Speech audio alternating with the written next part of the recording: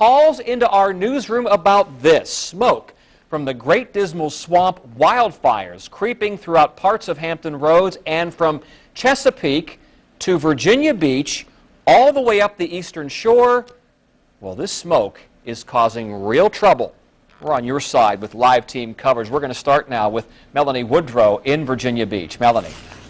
Tom, it's really amazing just how this smoke is moving. And by the way, officials telling me just about an hour ago that we're now up to 3,200 acres burned. We want to take you from me up in the air, up in the sky. You can see here the sky is fairly clear, but just as we pan over a little bit, you start to see that dense smoke in the air. It affects visibility. It certainly affects the quality of the air out here. And it's a concern not only for residents on the ground in Virginia Beach, Chesapeake, as you mentioned, but of course a concern for the firefighters on the front lines and even a concern for wildlife.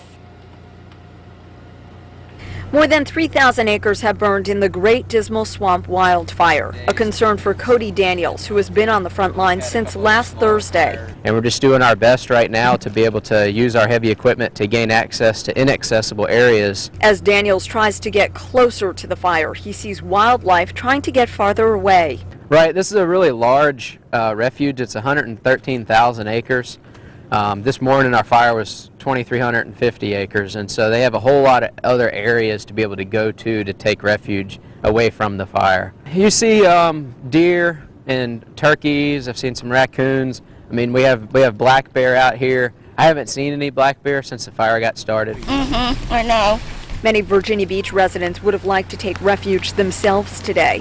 Oh, it's just makes your chest tight and it smells terrible. A nurse from a nearby hospital explained why Virginia Twyford and others are struggling. Yes, they have a baseline issue already with their breathing, so a lot of times irritants such as smoke in the air can just cause an inflammation and a flare-up of any kind of symptoms that they normally have. Her advice? Stay at home if you can.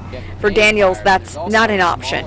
With proper equipment, gear, and hydration, he's hoping to contain this fire before it spreads even farther.